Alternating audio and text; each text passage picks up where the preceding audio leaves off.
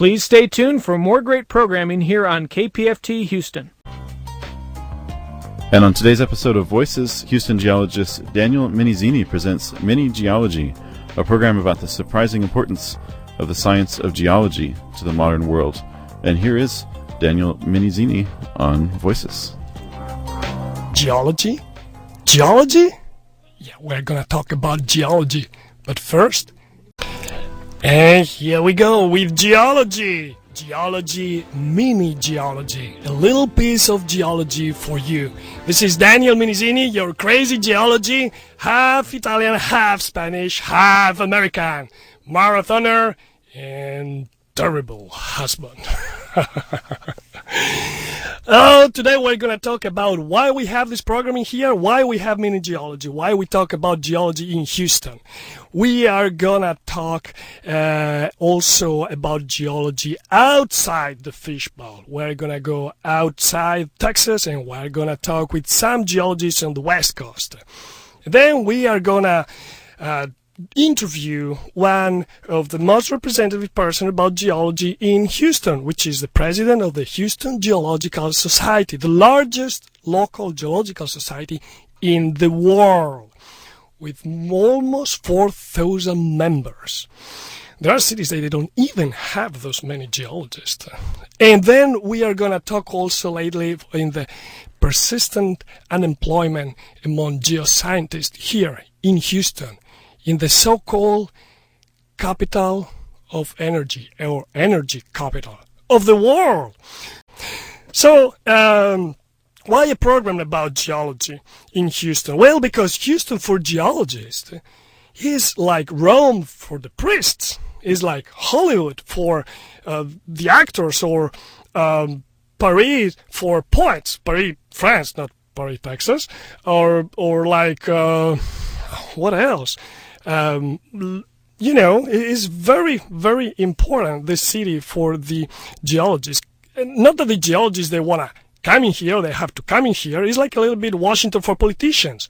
They have to go there. They have to know what's going on there. So the geologists, in their life, at least once, they have been here in Houston, then they'll continue coming, because this is the energy capital of the world. We have around 5,000 energy-related firms around geology. This is written in the website of the city. And we have in here many thousands of geologists. Just think about the cities that generally have few tens or hundreds of geologists. Maybe the city with the highest number of geologists is Denver, and it has around 2,000. Well, in Houston, we have around 8 or 10,000 of geologists. So there's a reason why we are here in Houston, why Houston is the energy capital of the world. It has great geology. In this case, I mean great reservoirs that are producing resources. And those were discovered at the beginning of the century, 1901, 1905, 1907. They were the giant discoveries. One of the famous is the Spindletop that was discovered just 90 miles east of Houston. And that made Texas oil the fuel of choice for the ships in the new car industry. At that time, the car industry was in the infancy. So we move now to talk with the Houston Geological Society president. The president is here. He represents the largest local geological community in the world. Welcome, John. Well, thank you, Daniel. We're glad to be here. John, you were shaking your head. Not the hand, that would be different. When we were talking about diamonds, what were you thinking about? Well, diamonds are not rare. And De Beers did do a good job of a cartel, but the problem of all cartels is, which we're seeing the same thing in the oil and gas business, is there's always people who are not involved in the cartel who start dumping diamonds on the market. In this case, it would be the Russians. De Beers, for many years, controlled the diamond market, and because they were the first ones to find massive amounts of diamonds in South Africa, they purchased every diamond discovery around the world, but there are some places like in Russia you were not able to do that, and the Russian government was mining diamonds and dumping them on the market for hard currency, particularly during the Soviet bloc time. And it's a similar situation here today with the oil and gas business. Oil and gas, it's the same thing. You have the largest deposits of oil in the world are controlled basically by OPEC, and they have a cartel, and they try to control prices. But there are other places that are producing large amounts of oil. In fact, the largest producers in the world, some of them currently, because of the way things lay out, are the Russians, and they are dumping prices on the market, oil on the market, and that's part of the oil market. So you are president of this large geological society, and you see an array of different geologists. Oh yes, we have a full array. Yeah, can you describe the kind of members that are part of the Geological Society? Yes, the Houston Geologic Society. We primarily have petroleum geologists because we're here in Houston, but there's also a whole branch of our organization that is environmental geologists. They do a lot of environmental remediation and cleanup and monitoring in the ship channel, where we have one of the world's largest petrochemical facilities running up and down the Houston ship channel. And this is directly related to the large amount of hydrocarbons found in the state of Texas. And now you talk with a lot of geologists that are probably listening. Some of them they may be members, but some maybe they're not. Why should a geologist be a member of the Houston Geological Society?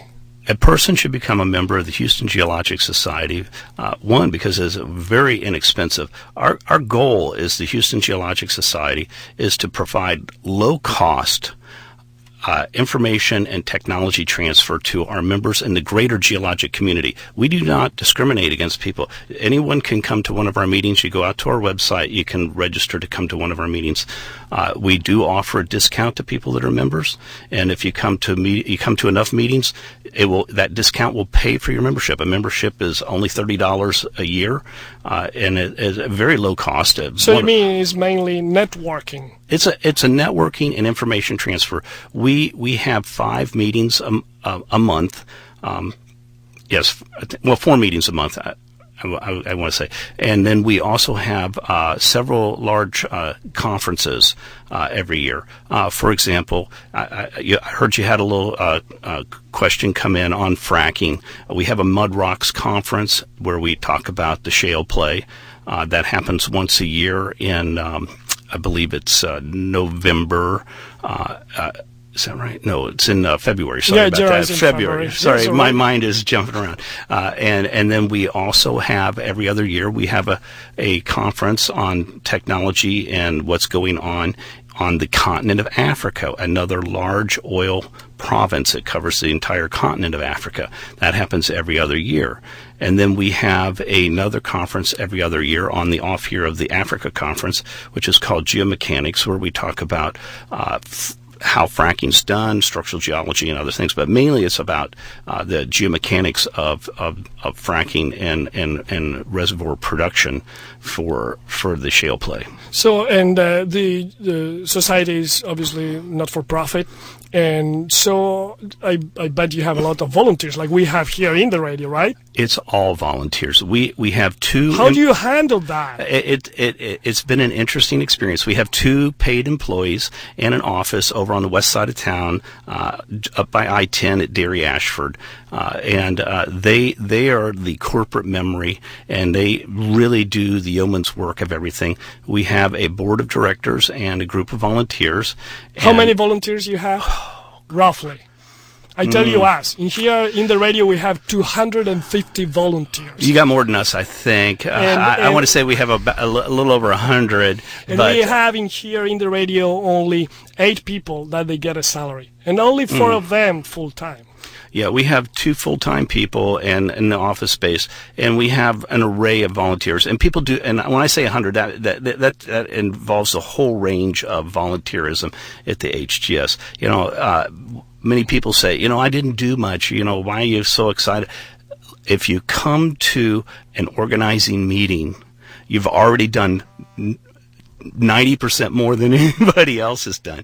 And if you actually do something at that meeting to help us out, you're in the 1% of people that do things. Many of our members don't do a lot of things, but they come to the meetings and they enjoy helping, enjoy learning more and seeing their friends and networking with one another. It's the geologic petroleum industry, geologic community is very small. Tell me again about the volunteers. What is their makeup? Are they like youngsters? Are they old guys? It goes across the spectrum. A lot of older people are doing the volunteering. I think you'll see more younger people coming in. So how do you inspire the youngsters? What do you tell them? How do you keep them in the society? I try to inspire them by telling them that it's a very small community and that networking You can say that. You have the largest community in the world. Yes, but it's tight-knit. When most geologists who get, particularly in the petroleum industry, get a job, they go to college, they graduate from college, and they get hired out of school. But that second job you want is going to come through networking. And networking means that when you're looking for another job, if somebody at that company knows you and has interacted with you, and when your name comes along on the short list of people looking for a job, and they say, "Oh, I know Daniel. He's a great guy. He will fit in perfect." Boom! That is how you get a job. There we go. And guys, call us. Call to ask some questions to the president here. 713-526-5738. I don't want my wife to call, please. I told you I'm a terrible husband. She probably doesn't even know I'm here. But somebody told me that we don't take calls. No. We are taking calls. We want calls. We want to challenge the president in here. Come on. He's here. It's your target. Call us. I know that some of you are already trying to call. You probably are too far away to call. If you're trying to call from Argentina, come on. So let's change gears in here, John. And because you know all of these people, you have this networking and data exchange. You should have the finger on the pulse of what's going on in the industry or in the academia or in the world, all the things that are related to oil and gas. So can you tell us something about what is the situation, the socio-economic situation today? I wish I could say I knew everything, but I have my opinions. I read a lot. I go and I talk to people, and I try to attend other groups meetings so I can understand a little bit. But we are currently in the petroleum industry one of the bigger recessions that I've ever seen in this industry. I did run through this in the mid-'80s. In 1985-86 was another time very similar to this, where we had massive layoffs of geoscientists because we had a complete collapse in the price of hydrocarbons, and we have that again today. And it started in most people like to say it started a little earlier than I think of it starting, but it started about mid-February, about mid-14, and it has been continuing on all the way through now. I think the bottom of this decline was about a year ago, around May of 16, where we saw the lowest point of the rig count. The rig count is important because every time an oil well is drilled, or a petroleum geologist comes up with an idea for an oil well to be drilled, it employs a huge number of people, and it spreads out from there. So as the rig count goes up, the more people will be needed for work in the petroleum industry, whether they're at a service company or actually at an oil company. The thing that we're seeing now, I did spend a little time last night thinking about this. I was reading in the newspaper this morning, OPEC stumbles is boom to shale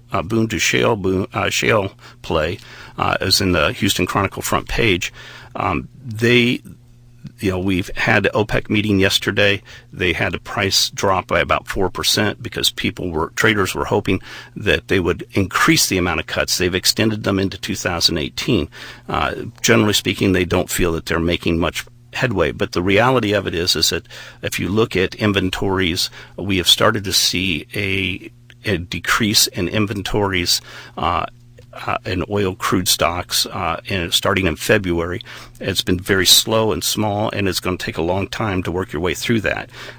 The concern I have is that for every reduction in inventory and the price goes up, you will see an increase in activity in the Permian Basin. So if you're not working in shale play and you're working in conventional resource, deep water oil and gas, it could be difficult for a while because we need to get service prices in line with prices for deep water exploration, and then it'll start moving along too. But the shale play is going to keep a lid on oil prices. It's hard for me to imagine them getting significantly over the mid-50s right now without some sort of a geopolitical event.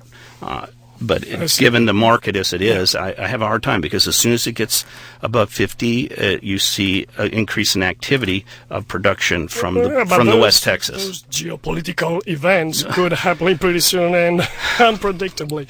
We are going to go to the phones. We have Patricio online that is waiting there. Patricio, hello. Hello, Daniel. How are you? I'm pretty fine. Do you have a question here for the president? Yes, I do. But first of all, thank you very much for putting this show to this program together. You know, I'm a geologist, and actually right now I'm at work. I'm looking at rocks, and this kind of some course, and it's great to see that hear people talking about geology. I'm glad that you're not extincted. The people, the geologists, they don't really look at rocks anymore. They look at logs and screens and computers. Yeah, that's one of the things. And this is related, and that, I'm kind of a specialized geologist, and it's my question for the president. And so the question I have is, I've been working as a sedimentologist and a specialist geologist for 8 years now in the industry, and I went down this path of a specialist. So I'm a very specialized, very skilled on something very specific, and now I'm fortunate to be employed right now. But, when now in the downturn, if I lose a job, sometimes I think, well, is being a specialized geologist something good, or should I try to get a path that broadens my expertise and try to be more flexible? And so that's something, a conflict I have sometimes, what should I do next? Should I continue to specialize and do what I really like to do, or try to be more kind of play safe and try to broaden my skills? And I would like to hear, his recommendation, his view. He's a very experienced person. Thank you very much, Patricio. Well, I'm always a believer in following your heart. If your heart's really into sedimentology and describing core, that you should do that. It is a very narrow field.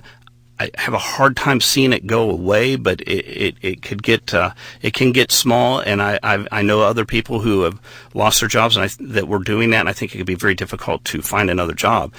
My experience was, and my passion always was, I considered myself a prospector.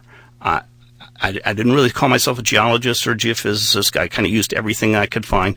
Every day I went in, I looked for oil. I grew up in a... Please write prospector on Wiki. Create a Wiki page of prospector now. Right. I grew up in Dayton, Ohio, and went to school. I was a big outdoorsy kind of guy, and I took a geology class, and I got excited about it. So we have love again. Follow your heart. Yeah, and I decided right then and there. It was during a recession in the mid-'70s, and it wasn't hard to see that the problems of the industrial town I lived in was high oil prices. So becoming a petroleum geologist and looking for oil to try and help the U.S. economy was kind of almost a patriotic thing when I decided to do it, and that's why I followed that, and it's been my passion.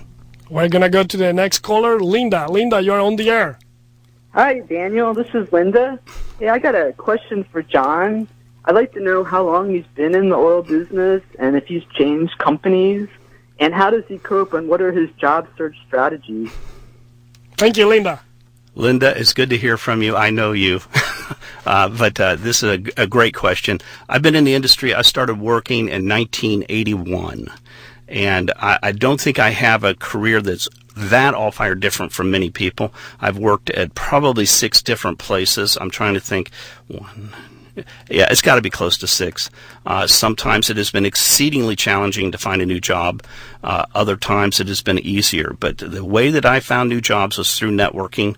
I know I started my career in California working for a major oil company in the San Francisco Bay Area. And when I was laid off during the mid-'80s crisis, I ended up my wife still worked at the company. I got transferred here to Houston, and I knew no one when I came here to this town, nobody. And it was very challenging, and so I made a little pact with myself that if I could get back in the industry, I would get to know everybody. And that's how you do it. And we go now to Johnny. Hi, Johnny. Yeah. I have a question that has to do with cause and effect that relates back to something that stuck with me from a grade school earth science class. And fast forward that to what Rush Limbaugh once said in a mocking sort of way about science. The thing in my grade school science class was the teacher once made an observation about how, the butterfly effect. Well, this was way before the butterfly effect. She explained that when you take a mountaintop and you cut it off, that has an immediate effect on the weather. And she pointed out to the Rocky Mountains out west to explain why they have the type of weather they do versus the type of weather we have on the East Coast. This was in New York grade school. And that always stuck with me. And I thought about on the East Coast, like Virginia and Kentucky, where they do coal mining, how the corporation owners, they got so greedy and lazy, they wanted to not employ so many coal miners, that they went ahead and started blasting off the tops of mountains in order to get to the coal easier. And I thought, between that and all the jets flying around in the atmosphere, burning jet fuel, and all the automobiles on the ground in New York, growing up and seeing all that pollution, and then hearing about the Cuyahoga River catching on fire, the cause and effect is obvious. And I want to know, from the earlier question is, how many of the geoscientists are working to actively educate the general public, or specifically grade school kids who are tomorrow's voters? Yeah, Johnny, you are so right. This is one of the goals, I think, and I read in the mission of the Geologic Society in here, because education is one of the main pillars and the reasons why these societies exist. John, do you want to briefly answer that before we move to another important topic, which is unemployment? Yes, I'll just say real quickly, many of the things that you talked about is the reason that we have the laws that we have and the regulations that we have in this country, like the Clean Air Act and the Clean Water Act. I grew up in Ohio, and I do remember when the Cuyahoga River caught on fire. These are all important things. We need to have clean air and clean water to be able to have a clean environment to live in. And I think you'll find most geologists are very much in favor of that. And the goal I think we need to have, and we push this very hard in our country, the goal here is to get the developing world to start moving in the same direction that the U.S. is going in. Many of those countries are opposed to that because they say that they're still developing and they can't afford to have these kind of environmental regulations that we have. John Jordan, President of the Houston Geologic Society, thank you very, very much to share all of your thoughts, ideas, and experience with this little program, this mini geology spot. Daniel, it's been a very rewarding experience. I've enjoyed this a great deal. If you ever want to have me come back, feel free to give me a call. I would love to come and help you out. That is great. And now we move from the top of the pyramid to the bottom of the pyramid, where common human beings are, and this is about a problem we have in our community, is the unemployment. I interviewed some people, some geoscientists that lost their job in the last year. Here are their voices.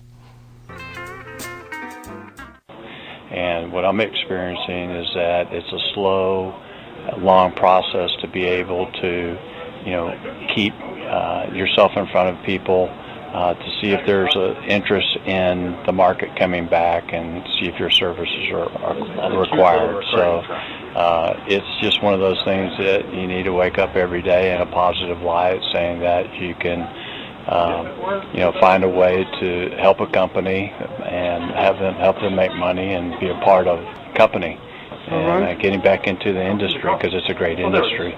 I'm looking for research geophysicist, but I also open for any geophysical software development position. When do you expect to find a job? It is difficult to say when, but we try to catch everything possible to see if we back to work. Are you open for any kind of job? Absolutely, yeah. Anytime the job or anywhere, basically. Yes. What is that you have been doing lately? There's some type of the consultants, little thing over here, little thing over there, but basically all overseas with all of the contacts that I had in the past. So that helps a little bit. If you have been in this business, there are cycles, okay? It's every 10 years, something like that. Right now we are in the downturn, okay? It's no surprise, okay? For people who, has been working on this industry for a long time. When did you lose your job? Last year. And what did you do since last year? We are looking, and there's nothing out there.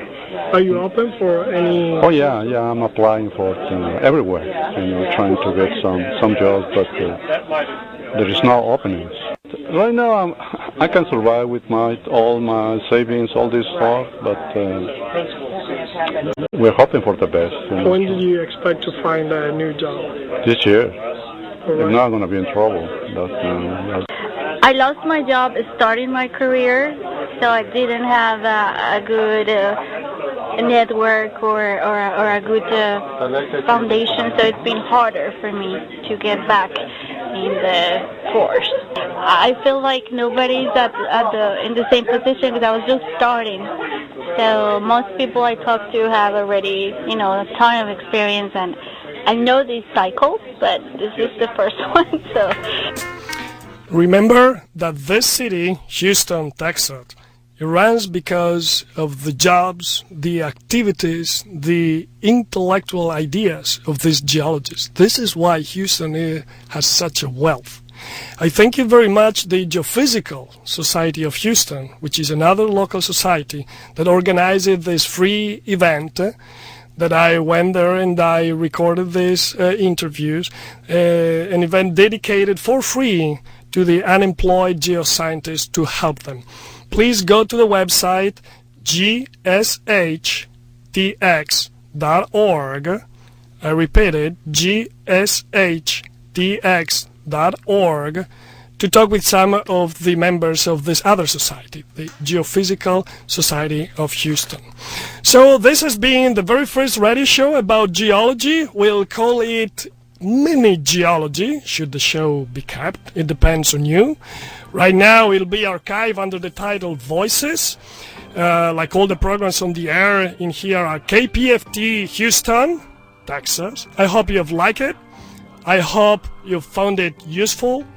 Send me feedback to convince me that we, the community of geologists, of geoscientists, we deserve this space in this poetic medium that is the radio, where imagination prevails and PowerPoints are strictly forbidden.